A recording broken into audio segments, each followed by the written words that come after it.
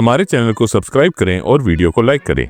Movie शुरू होती है मैरी एन और उसके स्टेप सन एलाइजा के साथ, जो ओहायो के जंगल से गुजर रहे होते हैं अपने मर चुके पति की बहन के घर जाने के लिए। एलाइजा फोन पर गेम खेल रहा होता है जबकि मैरी एन उससे बार बार बात करने की कोशिश करती है। मैरी एन पास के जू का जिक्र करती है, लेकिन एलाइजा कहता है कि वो कहीं नहीं जाना चाहता क्योंकि अभी कुछ ही दिन पहले उसके पिता की मृत्यु हुई है। मैरी एन जीपीएस खराब होने की वजह से अपनी ननद के घर का रास्ता चूक जाती है। जब वो मैप मांगती है तो एलाइजा नोटिस करता है कि उसके पर्स में उसके नाम का एक लेटर है। मैरी एन तुरंत लेटर ले लेती है और एलाइजा से उसके बारे में बात करने से मना कर देती है। फिर अचानक से गाड़ी की विंडशील्ड टूट जाती है।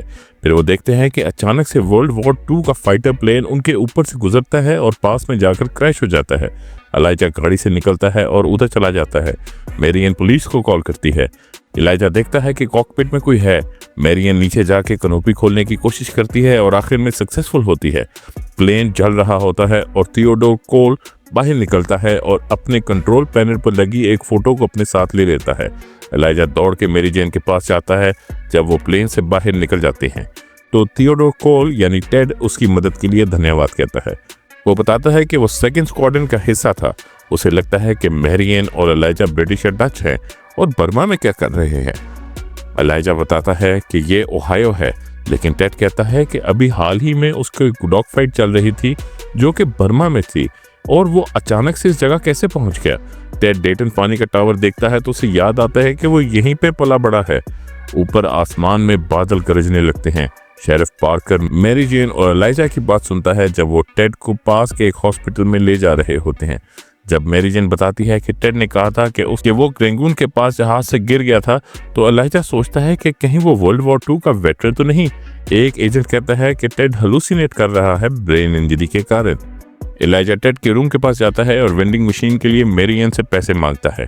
एलाइजा रूम में जाता है। टेड उसका हाथ पकड़ लेता है जब एलाइजा उसके डॉग टैग्स को देख रहा होता है। डर के मारे टेड एलाइजा से पूछता है कि वो कहाँ है और एलाइजा उससे पूछता है कि क्या वो कोई बुरा आदमी है। टेड कहता है कि वो एक सच्चा सिपाही है। पायलट कंफ्यूज हो जाता है और कहता है कि आज क्रिसमस ईव 1941 है ना, लेकिन एलाइजा कहता है कि ये सितंबर है और 1941 नहीं। टेड एलाइजा से मदद मांगता है और अपनी जैकेट से एक चॉकलेट बार उसे देता है। एलाइजा ने कभी वेज चॉकलेट बार के बारे में नहीं सुना होता। तभी एक ऑफिसर एलाइजा को रूम में देख लेता है और दरवाजा खटखटाना शुरू करता है। टेड एलाइजा से कहता है कि उसके दोस्त शेरिफ सिमंस को ढूंढे। जब एलाइजा वादा करता है कि वो ढूंढेगा, तब एक पुलिस वाला और एक नर्स अंदर आ जाते हैं। टेड को बेड पर धक्का देकर नर्स उसे नींद का इंजेक्शन दे देता है। जब एलाइजा और मैरी एन वापस घर जा रहे होते हैं, एलाइजा मैरी एन को बताता है कि टेड ने क्या कहा।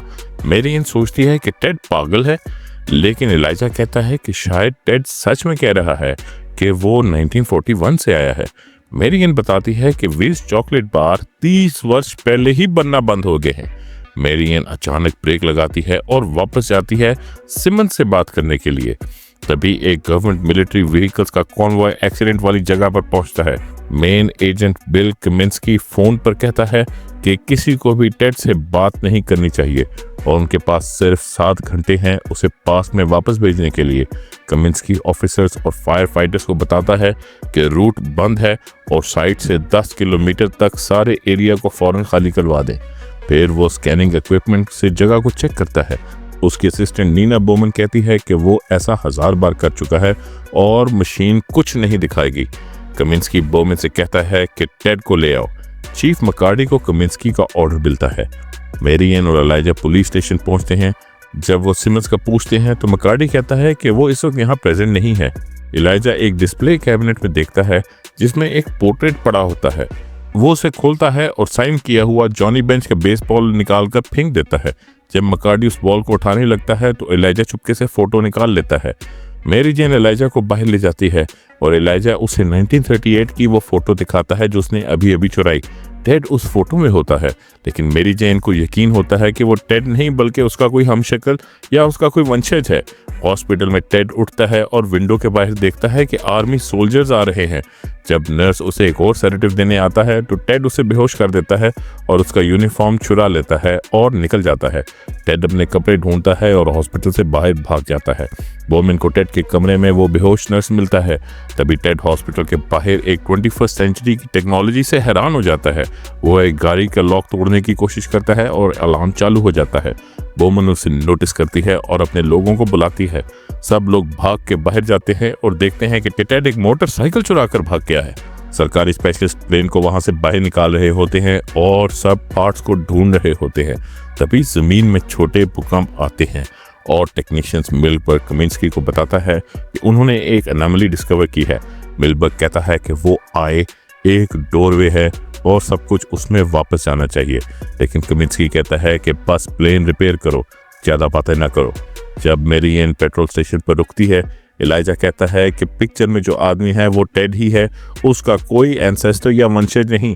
टेड ने टाइम ट्रेवल किया है। एलाइजा कहता है कि टाइम ट्रेवल एक डेस्टिनी की तरह ही होता है जो लोगों को एक जगह से दूसरी जगह ले जाता है। फिर एलाइजा उस लेटर को पढ़ लेता है जो मैरी एन उससे पहले छुपा रही थी। जब मैरी एन गर्म हुई गाड़ी का इंजन चेक कर रही होती है, एलाइजा गाड़ी से बाहर निकलता है और कंप्लेन करता है क्योंकि उसका नया स्कूल जेफरसन पास के एरिया में था जहां उसकी आंट रहती है। एलाइजा को लग रहा था कि वो दोनों सैन डिएगो शिफ्ट हो रहे हैं, लेकिन उसे पता चलता है कि मैरी जेन अकेली जा रही है और उसे छोड़ रही है।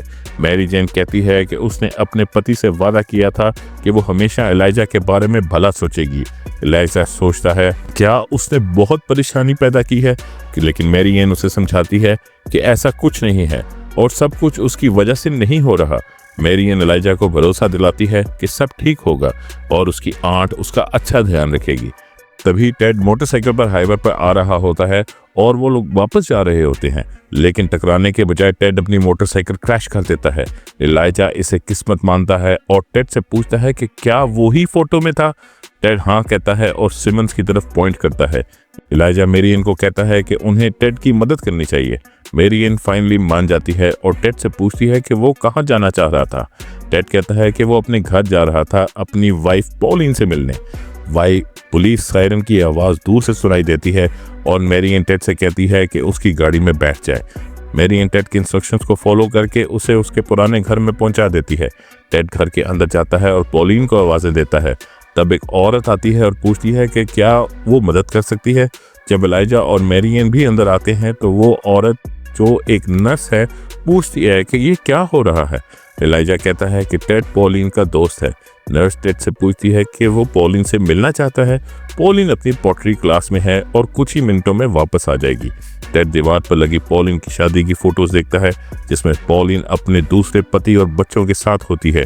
टेड बाहर जाकर इंतजार करता है जबकि मैरी एन टेड का और बिचरी ऑनलाइन सर्च करती है। स्टोरी के मुताबिक टेड उस दिन क्रैश हुआ था जिस दिन वो रिफ्ट से यहाँ आ गया था और कैप्चर से बचने की कोशिश में गोली से मारा गया। टीवी न्यूज़ में एलाइजा और मैरी एन की रिपोर्ट चलती है। जब नर्स ये देख लेती है तो पुलिस को इन्फॉर्म करती है।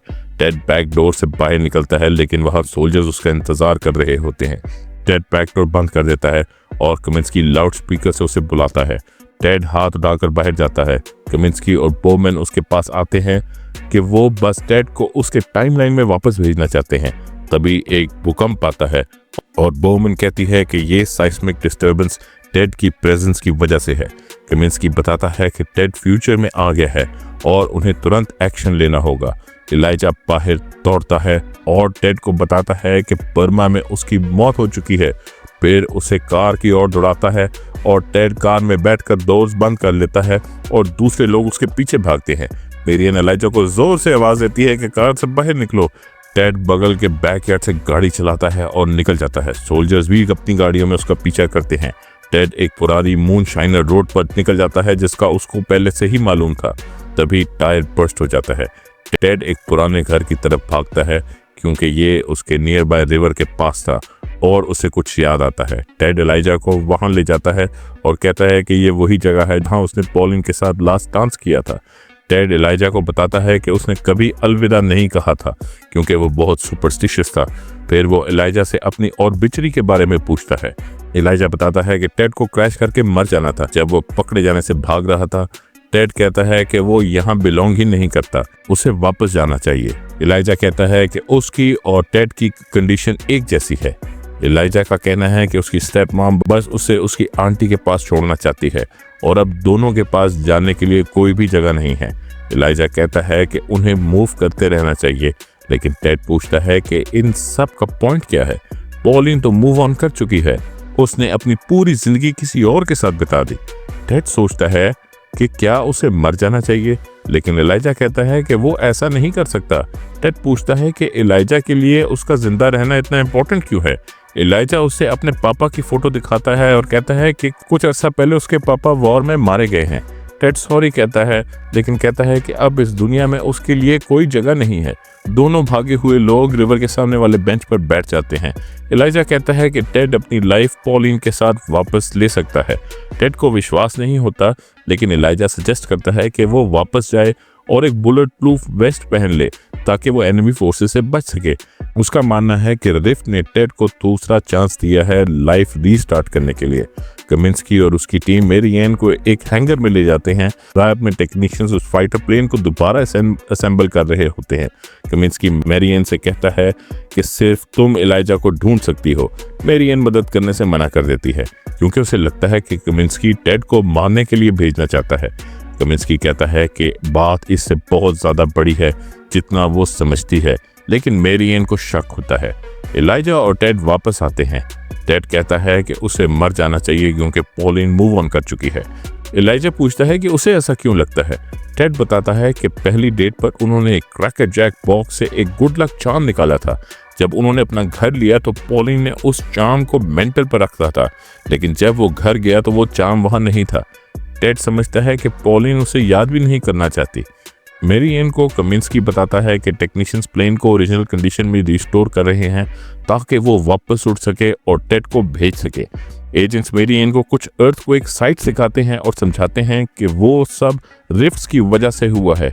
जब कोई चीज उस रिफ्ट से निकलकर वापस नहीं जाती तो उस एरिया के 10 किलोमीटर के रेडियस में बहुत शदीद भूकंप आते हैं और बहुत तबाही फैल जाती है। मेरी एन मान जाती है और कहती है कि एलाइजा के पास उसका फोन है और उसको ट्रेस किया जा सकता है। टेड एलाइजा को बैंड आर्मी सरप्लस स्टोर के पास ले जाता है, लेकिन वो लॉक को नहीं तोड़ पाता क्योंकि सब कुछ अब स्टील का बन गया होता है। बोमिन मेरियन और सोल्जर्स को वापस टाउन ले जाता है और मेरियन बोमिन से पूछती है कि वो कितनी बार रिफ्ट को बंद करने में फेल हो गए हैं। कमिंस्की सोचता है कि उसने कोई छोटी सी गलती रह गई होगी, लेकिन बोमिन मानती है कि रिफ्ट्स अपनी मर्जी से ओपन होते हैं और अपनी मर्जी से ही बंद हो जाते हैं। हाँ, लेकिन रिफ्ट्स हमेशा एग्जैक्ट 11 आवर्स के लिए ओपन रहता है। बोमन का मानना है कि इस बीच में कुछ ना कुछ जरूर होता है, लेकिन उसे यह समझ नहीं आता कि टेड को क्या करना है। टेड और एलाइजा पास के एक रेल यार्ड की तरफ भागते हैं क्योंकि उन्हें सायरन्स की आवाज सुनाई देती है। एक हेलीकॉप्टर क्रू उन्हें देख लेता है और बाकी सबको बुला लेता है, लेकिन मेरी एन कमिंस्की से रिक्वेस्ट करती है कि वो टेड से पहले उसे बात करने दे। कमिंस्की हाँ कहता है और वो टेड के पास चली जाती है। टेड कहता है कि वो वापस जाने के लिए रेडी है, लेकिन एक वेपन और एक बुलेट प्रूफ वेस्ट के साथ। लेकिन मेरी एन उसे वार्न करती है कि वो फाइट नहीं कर सकता। द रिफ्ट पहले भी हुआ है और अगर टेड वापस उस तरीके से नहीं गया जैसे वो पहले यहाँ आया था तो 10 माइल के रेडियस के अंदर सब कुछ बर्बाद हो जाएगा। एलाइजा को शक होता है और वो टेड से कहता है कि ये सब झूठ बोल रहे हैं, लेकिन मेरी एन अपने स्टेप सन को ले जाती है और कहती है कि उसे ये करना ही होगा। टेड अपनी किस्मत मान लेता है, लेकिन मेरी एन का कहना है कि रिफ्ट ने उसे यहाँ किसी पर्पस के लिए भेजा है। टेड सोचता है कि उसे समझ आ गया है कि ये सब क्यों हो रहा है। वो लोग पॉलिन के घर वापस जाते हैं। कमिंस्की टेड को 5 मिनट्स देता है। टेड अंदर जाता है और देखता है कि पॉलिन अब बूढ़ी हो चुकी है और किचन टेबल पर कुछ काम कर रही है। टेड धीरे धीरे उसके पास जाता है और उसे ग्रीट करता है। पॉलिन उसे देखती है और मुस्कुराती है। टेड माफी मांगता है कि उसने कभी अलविदा नहीं कहा। उसे लगता है कि पॉलिन आगे बढ़ चुकी है और उसे भूल गई है।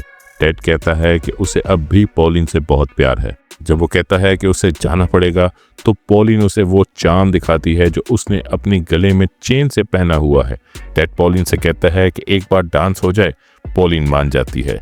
उसके बाद टेड उसे अलविदा कहता है। जैसे ही कमिंस्की रूम में आता है, मेरी एन और एलाइजा बाहर टेड का वेट कर रहे होते हैं जब वो अपने फाइटर जेट की तरफ जाता है। एलाइजा टेड को गले लगाता है। टेड उसे कहता है कि सब कुछ ठीक हो जाएगा। फिर वो मैरियन से अकेले में बात करना चाहता है। टेड मैरियन से एलाइजा के अकेलेपन का जिक्र करता है और बताता है कि एलाइजा ने बताया है कि मैरियन उसे इंडियाना में उसकी आंट के पास छोड़ने वाली है। टेड कहता है कि मैरियन जब एलाइजा को देखती है तो उसे अब मरे हुए पति की याद आती है। टेड का मानना है कि रिफ्ट ने उसे इसलिए भेजा है क्योंकि मैरियन और एलाइजा यहाँ हैं और हो सकता है कि वो भी एक पायलट था जो बैटल में मारा गया, जैसे मैरियन का हस्बैंड। टेड मानता है कि मैरियन समझ जाएगी कि उसका हस्बैंड उससे क्या बताना चाहता है। मैरियन फिर एलाइजा की तरफ देखती है। कमिंस्की टेड को गुड लक विश करता है। तब टेड को याद आता है कि वो कुछ भूल गया है। वो एलाइजा से चॉकलेट बार मांगता है। एलाइजा बताता है कि उसने वो खा ली है और उसे खाली रैपर दे देता है। टेड उससे चॉकलेट का रैपर लेकर अपने फाइटर में चढ़ जाता है और रिफ्ट की तरफ उड़ जाता है और उस दौरान पॉलिन की फोटो को देखता है। जैसे ही वो रिफ्ट में जाता है, रिफ्ट बंद हो जाता है और टेड गायब हो जाता है। मैरियन और एलाइजा एक दूसरे को गले लगाते हैं और वहां से चले जाते हैं। अगले दिन मैरियन और एलाइजा एक साथ सैन डिएगो के लिए ड्राइव करते हैं। आखिर में एलाइजा आसमान की तरफ देखते हुए मुस्कुराता है और यहाँ होती है कहानी खत्म। अपने थॉट्स मूवी के बारे में शेयर करें #MovieMojoOfficial के साथ। फिर मिलेंगे एक नई कहानी और एक नई वीडियो में।